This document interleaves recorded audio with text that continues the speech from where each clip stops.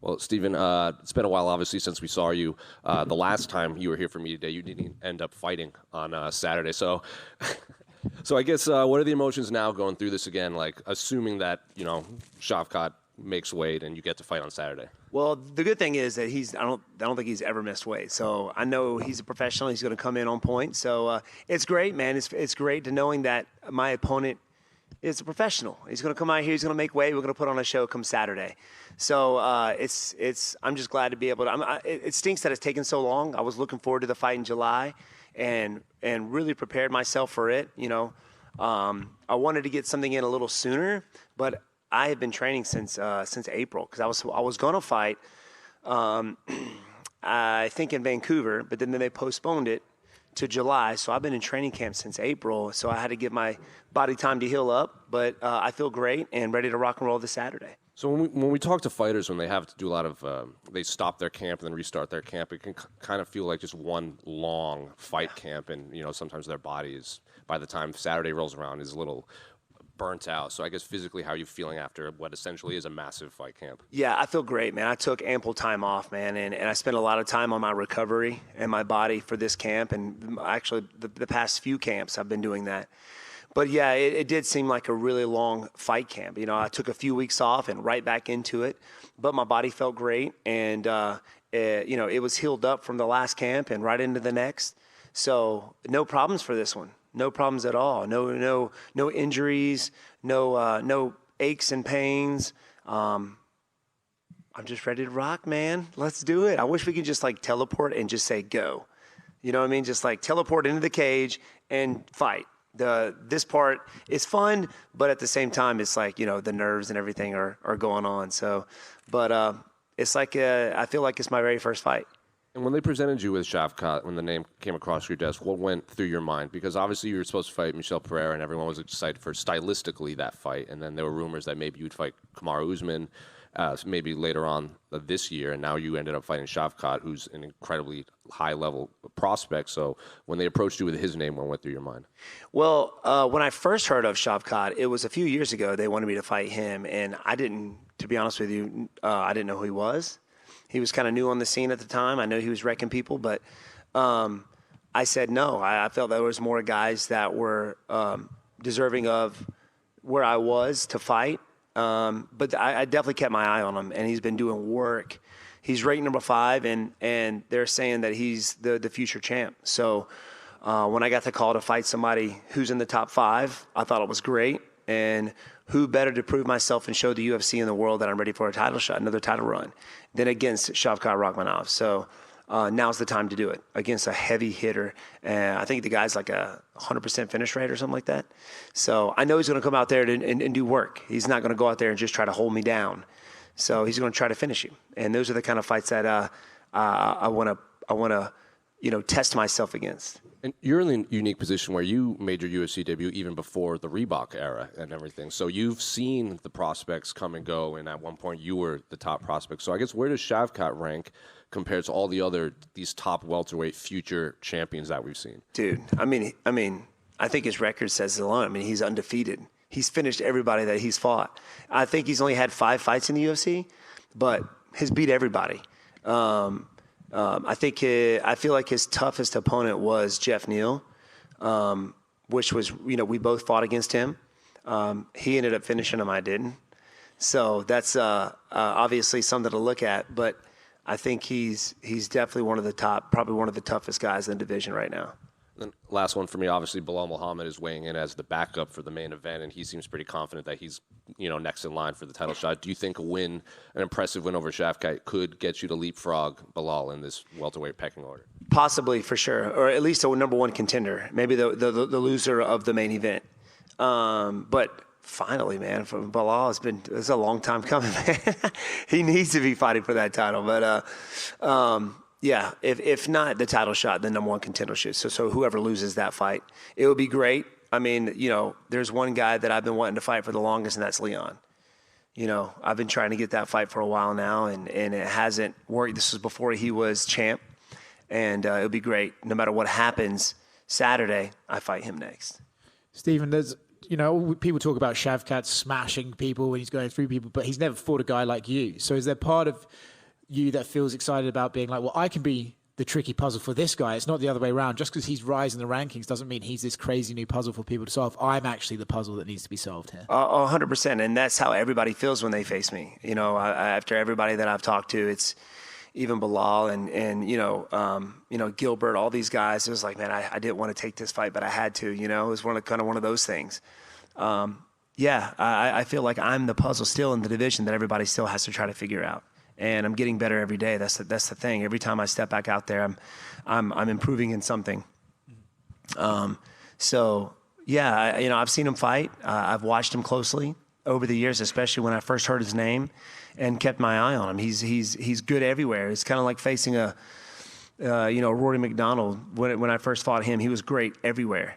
So it's another one of those.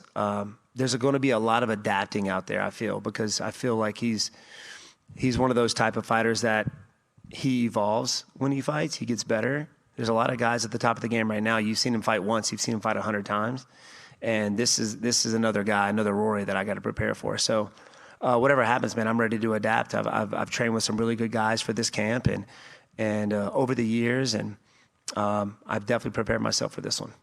You are the underdog, but like quite a heavy underdog according to the bookies. But because of that, should you win, does that not suggest that this win meant a lot and it should give you that status to fight for that title? I think so. I really do. I mean, everybody's looking at my age right now. I think that's why I'm such an underdog, or the fact that he's got some grappling skills, which I've seen him fight, and the wrestling and the jiu-jitsu is something that I'm getting better at too. So, and like I said, what better guy to prove that to than Shavkat, right? So I feel like if I go out there and win this, man, I'm either getting the number one or the next title shot. I saw you on Embedded talking about the older guys who've won the world titles, the Glovers and the Yans, and you said, I'm 40 and I could be one of those. You're looking very good for 40. Thank you. But still, the fact that you are that age, would it be kind of an extra special thing to win the title at this age, right? You were so close before, but to be able to get there, lose, come back, go there and go back and forth, and to get it at this age, would that mean something extra to you? Oh, yeah. I mean, it goes to show and let everybody out there that age is just a number. I mean, Glover Teixeira is kind of like my inspiration. To watch him win it at, 41 or 42 is crazy, man. So I feel the thing is, I'm 40, but I don't feel 40, man. I haven't taken a lot of punishment over the years in the fight game, and I hope to continue that. But I feel fine. I understand. It's funny when people say, man, this is your 20th fight, or you're a veteran. When people say that, it makes me feel like they're calling me old. I'm like, man, am I really? I mean, yeah, I'm 40, but come on, man. I'm not old. I can still go out there and bang it out with the best. And now's the time to prove it. But it would definitely mean a lot more at this age winning the title. Hi, Steven. Just one for me. I'm just curious if after when you decided not to take that fight, what you felt like when you saw how many people were defending your decision.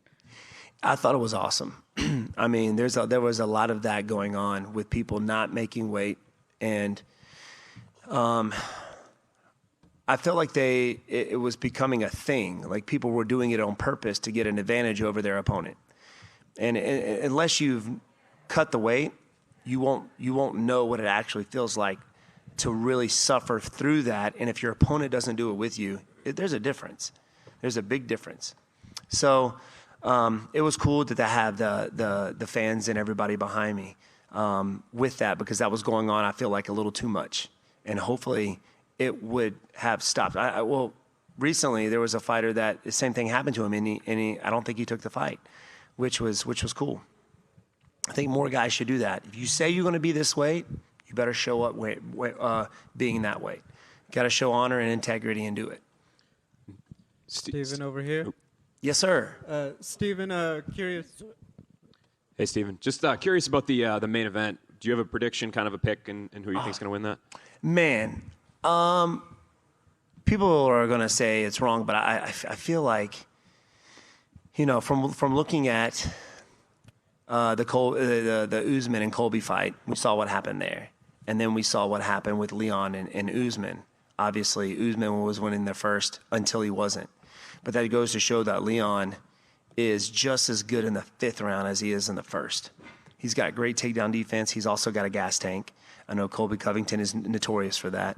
But I feel like Colby and Usman are very similar fighters, and I think Usman is the better of that, and Leon defeated him. Now, going into the second fight, I feel that Usman wasn't mentally there. I think that last knockout, scared him, and I think it was a little too hesitant in that fight. He didn't look the same. So that Colby Covington doesn't have that, you know. So I think he's going to be on Leon's face the entire time. I think he's going to try to tire him out, but I do believe that Leon's striking. He's the bigger opponent as well, so I think he's going to be able to defend the takedown a little bit easier. Not saying he's not going to get taken down, but I do believe he'll get back up to his feet and keep the fight standing, and I think Leon will pick him apart. Kind of tying into that, I know Bilal's kind of in the mix as well, and there's a lot of big stakes in your fight. But when you envision yourself going for that title, is there somebody that you want to have on that poster with you and sitting up at press conferences and somebody you think would get the fans excited? Is there one of those 3 guys? Man, it's definitely Leon. I mean, everybody, Leon's faced a ton of grapplers, so have I, but people want to see people get punched and kicked in the face, and I feel like that would be a great title fight. Me and Leon, if he wins it, of course. If not, then you know, I still would like to face him, even if he's ranked number 1. I would love to fight him. I think that would put on a good show. Not saying that he wouldn't eventually try to take me down. I think he will definitely do that. That's an option for everybody that faces me. But I feel like I got him. I feel like I can take him out, man. Stephen over here. Just to follow up on Amy's question about what happened in your last fight, did that kind of affect your thought process and what opponent you're going to be facing for the rest of your career? No, not really. Not really. You know, this was something that happened to me prior in Liverpool, and I told myself then I would never let this happen again. So when it did, I stuck to my guns, and I was like, I'm not going to fight this guy. And it didn't really affect me mentally, to be honest with you. It was very disappointing that I wasn't able to fight in front of the fans. Everybody's looking forward. Stylistically, everybody wanted to see this fight. And I had a lot of people from South Carolina, Greenville, South Carolina, coming to that fight, and they weren't able to see me fight. So it was very disappointing. And to be able to go through a full training camp and nothing to show for it, really, but improvement, obviously. So I was more disappointed in that than anything else. Ian Gary is a guy who called you out after his last fight. He's on this card fighting Vicente Luque. What do you think of his situation and his chances against Vicente Luque? Man, I would love to see, you know, I think this is going to be a great fight for sure. And I've already faced against Vicente Luque.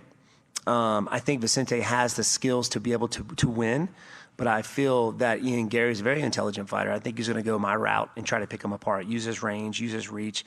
His distance management is really, really high level. So I think he can come out with the W for sure. Thank you. Stephen? Yes, sir. Wondering, final season of Cobra Kai coming up. Can we expect another cameo from you in the final season? You know, I'm waiting. I'm waiting on the phone call. So the last time I was in Cobra Kai, obviously they decided to do, I was supposed to have a big fight scene, right? But they ended up doing it the week I was in Vegas for fighting Bilal. So I wasn't able to do it. So they kept me in there as a little cameo. So they told me they were going to bring me back for like a big fight scene at the last season. So we'll see. I hope so. I mean, you know, I'm known as the karate guy in the UFC. So what better guy to have in Cobra Kai than me? You know. So I'm still waiting on that phone call, but I hope it happens. There's a lot more talk about Michael Venom Page coming to the UFC. I know you've got your own goals, but is that one of those fights that, you know what, under the UFC spotlight, the two masters are controlling the distance? Is that one that kind of needs to happen at some point? I think that the fans would love to see that fight, but, you know, coming from a karate background and me and him have hung out with each other a few times. That's not a guy I would want to fight, I would say, but it would be a good stylistic fight, I presume. I mean, he's very tough. He knows how to manage his dip. He's very quick. He's tall. He's lanky, kind of like Izzy. But, yeah, man, I don't think I would want to fight him. Thank you. Hi, Steven. I'm here. It's absolutely true that in Kazakhstan, all people are waiting for your fight against Shavkat Rakhmonov. But my question is about you. After last fight against Kevin Holland, you said that it's feeling like you are 25 years old. What can you say today before you fight against Shavkat? Same thing. You know, I feel like I'm young. I feel like I can still go out there and show the world that I'm capable of being the champ. So my goal is to go out there this Saturday and prove that against one of the toughest guys in the division that everybody's saying is going to be the next champ. I love watching Shavkat fight. He's a very, very, very good human being, very, very good martial artist. So when I got the call to fight him, I'm like, what better guy to show the world that I can still do it than Shavkat. So I'm looking forward to a banger, man. I think the fans are looking forward to this fight as well. Even though I'm the underdog, I'm going to go out there and get my hand raised at the end of the fight. Back here, Steven. Yes, sir. You have tons of high-level experience. Do you feel like Shavkat's game resembles anyone's that you've already faced? Like I said, Rory McDonald was very good everywhere. You know, not just a striker, but also a grappler, good grappler as well. You know, I've fought strictly grapplers like, you know, Gilbert Burns and Bilal Muhammad, but those guys kind of went a route that wasn't fun for me or for the fans, to be honest with you. It was an exciting fight. Shavkat Rakhmonov is a guy that's going to try to finish you, right? Which makes for more of an exciting fight. Nobody wants to see anybody just get held down, but I feel like Shavkat's not that guy. He's going to try to go out there and finish me. So I feel like it's going to be a more of an exciting fight than that. He's going to start standing up. Eventually, he's going to try to get me to the ground. But it reminds me of the Rory McDonald fight. So, you know, Rory McDonald was great everywhere. I mean, he was a full-fledged, you know, mixed martial artist when there were still specialists in the game, which was the era I come from, where just, you know, striking and you had a grappler or you just had a wrestler. But now everybody's putting it all together. So that's who he reminds me of. And then also wanted to ask you, sticking to your guns, not taking the last fight, ultimately in this position where you're facing a top 5 guy, do you feel like everything worked out positively for you? I think so. I think my management team, Paradigm, did a great job, you know, working through that whole situation. And we got this fight, man. If it wasn't for my team, this wouldn't happen. So they're awesome, man. They did it all. I didn't have to do anything, really, but just say yes. Thank you. That was it for me. Yes, sir. Wonderboy over here. At this stage in your career, what are some of those key things that you feel about yourself that you've noticed that have gotten better throughout the years, other than the experience you have gained? Man, I mean, actually, what you just said, the experience, but I feel like my mindset going into the octagon and how I see things in the octagon right now, like more clearly than before. When before it was everything was happening so fast, it was hard to figure things out. But now I can kind of slow it down and really pick and choose my what I'm going to throw, what I'm defending with. And I think that has a lot to do with how we train as well. I mean, earlier on, you know, the training was very hard. It was what I mean by that with the sparring and the grappling was very hard. And I spent years, and I think this is why I'm 40 still doing this, is, you know, we take care of our bodies when we train. You know, when we spar, you know, we get fully geared up. We're not hitting hard to the head. We're still working, but we're being smarter with our training. And I think that has a lot to do with it. I think that's one of the things that has helped me get to where I am today, is not just how I fight in the cage, but the training leading up to it has changed a lot. Awesome. And I saw you mention there that, that you had a lot of people out there waiting to see you fight against Michel Pereira. Unfortunately, they couldn't see that. Did you bring some people out to this one? Yeah, man. Every time that I fight, there's always some coming from Greenville or Simpsonville, my hometown, to come watch me fight. So it's really cool that, you know, they're coming out to support me, which is awesome. Always puts a smile on my face. And that's another reason for me to go out there and just another reason for me to give it all I got. Thank you. Yes, sir. Thank you, guys. I appreciate you.